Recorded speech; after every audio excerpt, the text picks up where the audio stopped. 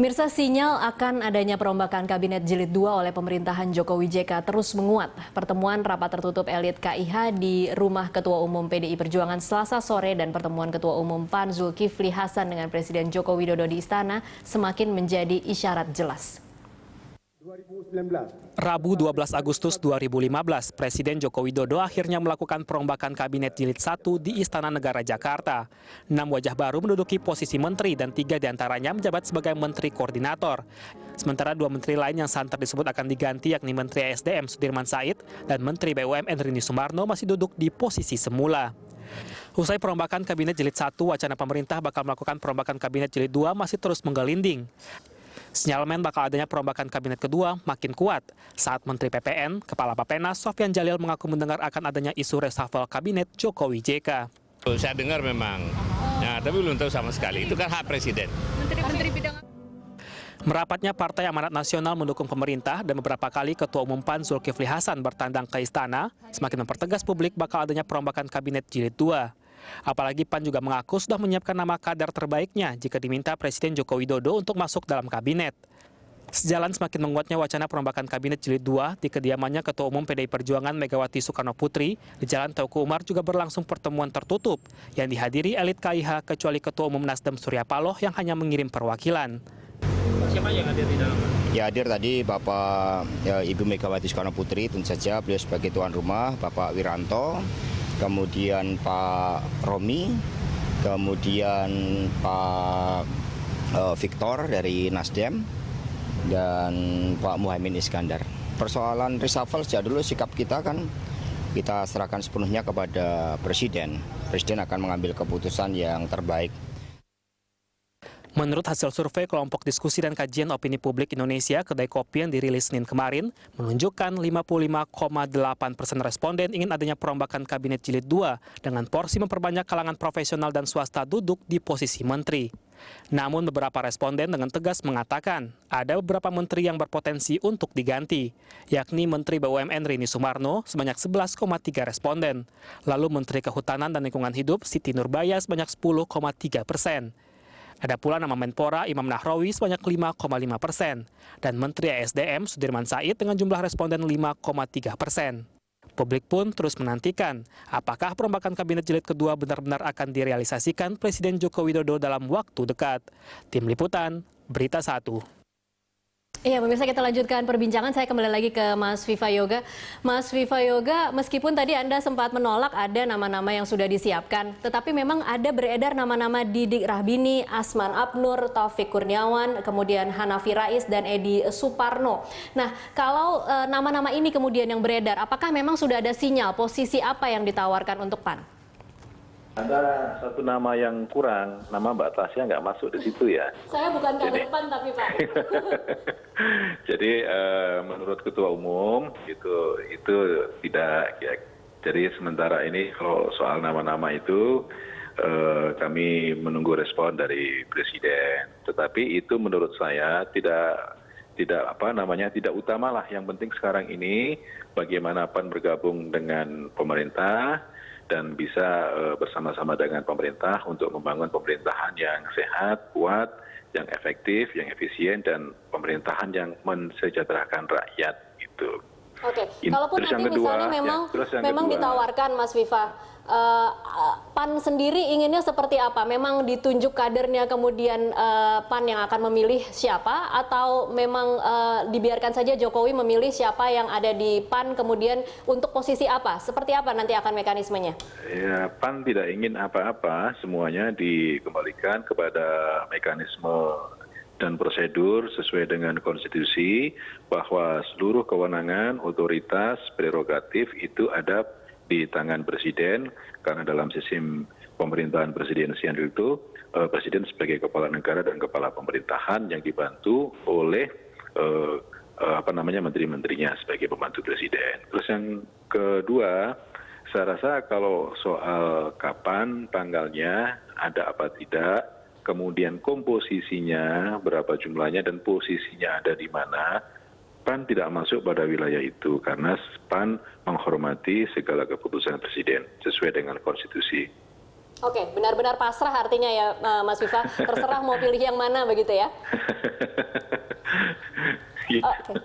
Oke, baik. Saya ke Mas Hanta Yuda. Mas Hanta Yuda, kalau kita menakar penting tidaknya PAN, seberapa besar harusnya Jokowi kemudian terbebani untuk mengakomodir setelah kemarin PAN mengatakan mendukung pemerintahan? Melihatnya begini, ada dua hal ya. Satu, masuknya sebuah partai politik itu memperkuat secara kuantitas, tetapi tantangannya secara kualitas. Soal soliditas, soal kohesivitas itu menjadi tantangan. Harmonisasi tadi, karena ketika PAN misalnya, termasuk pasrahnya PAN ini jangan-jangan mungkin juga dijanjikan. Sudah dijanjikan jadi ya nunggu saja pasti akan diumumkan.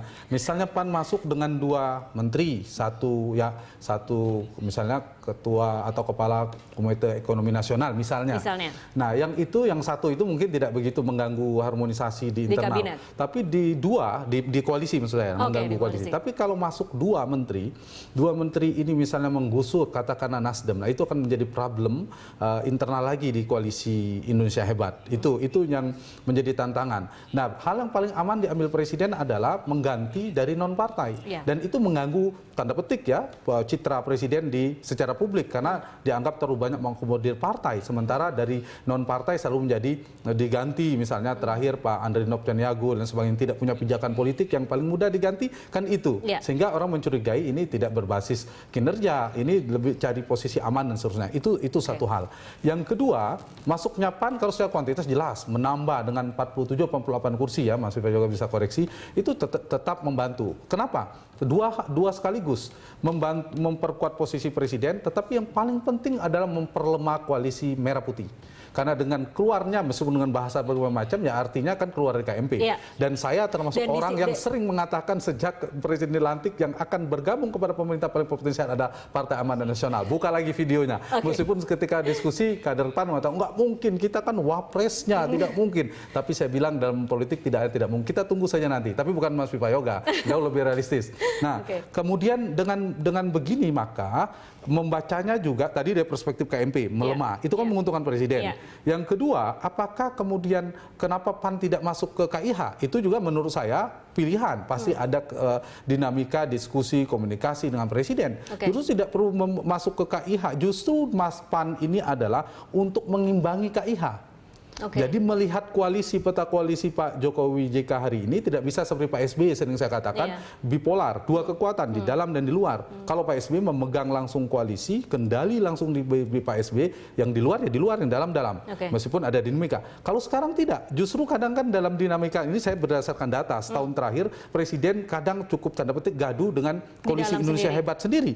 Nah, dibutuhkan partai seperti PAN, misalnya Golkar sekarang udah mulai kasih umpan bola tanggung ini mau dukung pemerintahan seterusnya, ini dibutuhkan sehingga kayaknya ini tripolar jadinya. Jadi ada pola-polar yang lain, dibutuhkan kekuatan untuk mengimbangi KIH sehingga KIH tidak terlalu dominan dan kendali koalisi. Paling ideal itu koalisi dirombak baru, koalisi pendukung Pak Jokowi dan ketuanya langsung dipimpin oleh Pak Jokowi. Cuma persoalan mau apa tidak PDIP, karena itulah kemewahan yang dimiliki oleh Ibu Ketua Umum PDIP mengendalikan koalisi. Jadi kalaupun misalnya PAN kemudian diberi posisi di dalam kabinet atau mungkin di luar kabinet, tetapi posisi apapun itu, belum tentu kemudian itu mengkonfirmasi bahwa dia bergabung dengan KIH begitu ya? Belum, tapi gabung ke pemerintah saya setuju. Jadi bisa jadi pemerintah. Jadi melihatnya pemerintah KIH tidak selalu sama dengan. Sehingga kita membedakan pemerintah dengan KIH ya. Jadi melihat PAN itu menurut saya ya paling tidak sudah bisa melemahkan KMP tetapi tidak bergabung dengan pertanyaannya PAN ini akan memperkuat presiden atau memperkuat KIH. Arahnya yang saya tangkap ini memperkuat presiden karena yang memegang yang memiliki kekuasaan kan presiden, yang menentukan menteri itu kan presiden, sehingga tanda petik kompromi negosiasi politiknya ke presiden, nggak bisa ke Tengku Umar gitu kira-kira. Jadi ke presiden. Nah kalau misal bergabung ke KIH belum tentu presidennya menguat, yang menguat adalah KIH-nya. Baik, kita tanyakan ke Mas Viva Yoga. Benar tidak analisa yang diungkapkan oleh Mas Hanta tadi? Karena menarik, kita selama ini mengira bahwa PAN bergabung dengan pemerintahan itu adalah bergabung dengan KIH, tapi ternyata mendukung pemerintahan itu artinya mendukung presiden, tetapi tidak serta-merta kemudian bergabung dengan KIH. Ya, dalam alam demokrasi pemikiran Mas Hanta itu boleh-boleh saja, tetapi kami berpendapat bahwa pasca Pilpres, blok-blok politik itu semestinya sudah selesai, karena ini adalah sistem pemerintahan presidensial, maka segala keputusan itu harus dijalankan secara bersama. Terus yang kedua, PAN itu bergabung dengan pemerintah, ya kan. Jadi ingin memperkuat pemerintah.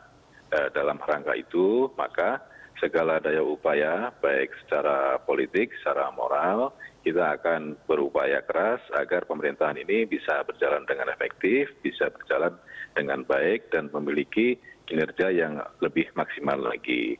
Kalau soal pembelahan politik itu, saya jelaskan tadi, saya rasa di DPR itu sudah tidak relevan lagi, karena seluruh anggota DPR menjalankan fungsi konstitusionalnya, fungsi legislasi, fungsi budgeting, fungsi controlling. Jadi perasaan kami yang ada di DPR, pembelahan antara KMP dan KIH itu rasanya sudah tidak ada lagi. Oke. Karena apa? Karena dalam beberapa rapat di seluruh komisi, seluruh anggota DPR itu selalu menjalankan ketiga fungsi itu, termasuk bagi partai politik pendukung pemerintah pun juga tetap bersuara kritis terhadap pemerintahnya. Oke, baik. Mas Viva, tapi sejak pengumuman bahwa PAN mendukung pemerintah yang dilakukan di istana bersama Ketua Umum PAN dan juga Jokowi, kita tidak mengerti sebenarnya pola dukungan seperti apa yang dilakukan oleh PAN. Nah, apakah ketika nanti diberikan posisi, baru pada saat itulah jelas posisi PAN mendukung pemerintah? Posisinya PAN itu adalah sebagai partai pendukung pemerintah, posisinya di situ. Jadi kalau kemudian apakah Presiden memberikan posisi politik kepada PAN atau tidak dalam bentuk kabinet misalnya, atau di kementerian atau lembaga negara yang lainnya, itu adalah merupakan otoritas dari Presiden sebagai kepala pemerintahan. PAN tidak akan masuk pada wilayah itu. Dan PAN bergabung dengan pemerintah itu sama sekali tidak akan mau menyakiti perasaan hati partai-partai politik yang sejak awal mendukung Pak Jokowi. Oke, baik. Justru PAN bergabung sebagai saudara baru yang sama-sama punya common platform untuk membangun masyarakat, bangsa, dan negara agar lebih maju dan lebih bermartabat lagi. Oke, baik. Itulah kira-kira pandangan PAN ke depan. Sudah 3 kali dijelaskan, artinya memang PAN sungguh-sungguh ingin mengirimkan pesan bahwa tidak ingin melukai hati parpol-parpol lain yang kemudian sudah berjuang sejak Pilpres, begitu ya Mas Viva Yoga? Ya, dan saya rasa itu Pak Presiden tetap akan memperhatikan secara serius harmoni, perasaan, suasana kebatinan dari seluruh partai politik pendukung pemerintahan yang sekarang. Gitu. Oke, baik. Mas Hanta mau menambahkan sedikit sebelum saya sudahi? Iya, jadi memang sedang, kalau soal KIH, KMP saya setuju. Temboknya itu udah semakin roboh. Di pilkada udah terlihat dan kita berharap terjadi relasi yang efektif. Tetapi masih bergulir itu KIH tetap bertahan. Ada pertemuan terakhir kan kemarin kita lihat. Nyatanya KIH masih solid. Tanda petik ya, mereka masih bertemu, berusaha. Di sisa KMP pun Gerindra dan PKS itu masih pengen KMP-nya tetap kuat. Nah, ada kelompok yang ketiga ini ingin mencairkan semua. Salah satu PAN mengambil peran menurut saya untuk mencairkan itu. Ya mungkin itu bagian dari itu keperluan Pak Presiden, mencairkan kedua-duanya, ya bisa membangun poros ketiga atau multipolar, nggak ada sama sekali. Dan itu yang diinginkan. Yang jelas sedang ini coba tanya ke Gerindra dan PKS pasti memang KMP masih solid. Coba tanya ke PDIP dan Nasdem, mereka juga masih solid. Di saat yang sama PAN juga menghendaki dengan pola yang ketiga. Nah, ya itu yang mungkin harus diantisipasi adalah mudah-mudahan semuanya baik PAN semua masuk. Ini realistis ya. Saya pikir saya pada posisi mendukung ketika ingin mendukung pemerintahan. Meskipun nanti pemenangnya PAN. Pemenangnya PAN kenapa? Ketua MPR PAN, pimpinan DPR PAN juga dapat, nanti menterinya dapat juga misalnya 2. Yang lain hanya dapat pimpinan DPR, sebagian dapat menteri, KIH nggak dapat menteri ya. Tapi oke lah, semuanya yang penting untuk stabilitas pemerintahan, pertumbuhan ekonomi, pembangunan, dan ujungnya untuk kesejahteraan rakyat. Oke, saya sudahi dulu dengan Mas Viva Yoga. Terima kasih untuk kebersamaannya bersama kami di Prime Time Talk. Iya, baik pemirsa, saat ini sudah ada penelpon yang sudah bergabung bersama kami. Ada Pak Herman dari Sulawesi Barat. Selamat malam Pak Herman. Selamat malam Mbak. Iya, silakan Pak, ingin memberikan komentar atau pertanyaan singkat saja. Iya Mbak. Iya, ini saya kira dengan tergabungnya Partai PAN di pemerintahan, saya kira ini menjadi pertanyaan bagi teman-teman koalisi di KIH. Apakah koalisi KIH menerimanya dengan begitu saja? Kemudian di sisi lain, di parlemen dengan bergabungnya PAN di KIH, tentunya di parlemen ini mempermudah pergerakan pemerintahan Jokowi untuk bergerak leluasa menjalankan roda pemerintahan. Karena dengan terbelanya KMP ini sangat mudah digerak oleh KIH. Oke. Jadi saya kira itu, Mbak. Baik, terima kasih Pak Herman untuk komentarnya bersama kami di Prime Time Talk. Itu tadi concern penelpon tentang bagaimana kemudian itu melemahkan KMP dan kemudian ini kesempatan buat KIH. Tapi Mas Hanta, kalau saya kemudian berpikir ini kalau dari sisi Jokowi, bagaimana Jokowi bisa menang dalam melakukan reshuffle ini tanpa terlihat kemudian mengakomodir partai politik baru yang menyatakan dukungannya? Ya, jadi tetap mengelola tadi itu, membuat semua partai tidak ada yang paling bisa mengendalikan, tidak ada partai yang paling bisa dominan, sehingga ujungnya presiden yang meskipun katanya tanpa syarat itu dalam realitasnya sulit diterapkan. Nah, itu mencari adalah pemimpin figur-figur terbaik di partai. Misalnya PAN sudah menyodorkan nama, presiden cari orang terbaik, bisa 5 bisa 10 itu, sehingga di luar itu tentu presiden kalau mau aman ya, kalau mau aman tentu tidak mengganggu partai yang sudah ada. Tetapi juga jadi harus yang dikorbankan dari non partai lagi. Dari non partai. Itu pertanyaannya, dengan mengorbankan non partai itu apakah mengganggu kinerja? Kalau misalnya akhirnya mengganggu kinerja, ya itu yang sangat kita sayangkan. Bahwa presiden butuh dukungan politik, iya. Tapi bahwa presiden jauh lebih penting adalah untuk meningkatkan kinerja, untuk menyukseskan agenda pemerintahan tinggal 4 tahun ke depan, dan itu jauh lebih penting. Sehingga supaya orang tidak kemudian skeptis melihat bahwa ini hanya semacam transaksi politik. Perlukah kemudian kinerja atau evaluasi itu dibuka kepada publik? Meskipun tidak ada kewajiban, kalau itu dilakukan presiden, saya pikir akan diapresiasi oleh publik. Sehingga betul, itu clear. Saya melakukan reshuffle kabinet berdasarkan kinerja. Tapi dalam realisasinya ternyata sangat kasat mata, kental, perimbangan politiknya kan nggak bagus. Nah, kalau berdasarkan kinerja, terpilihlah orang-orang terbaik dari partai maupun non-partai. Adalah betul-betul untuk meningkatkan kinerja, dan semua menteri itu menjalankan visi misi presiden. Bukan visi misi pribadi, visi misi partai, visi misi kelompok, atau kelompok koalisi, visi misi presiden. Karena presiden punya utang kontrak politik ke rakyat yang memilihnya. Nah, itu yang harus dilakukan betul. Semoga itu yang terjadi. Kita tunggu nanti bagaimana realisasinya. Terima kasih Mas Hanta untuk waktunya bersama kami.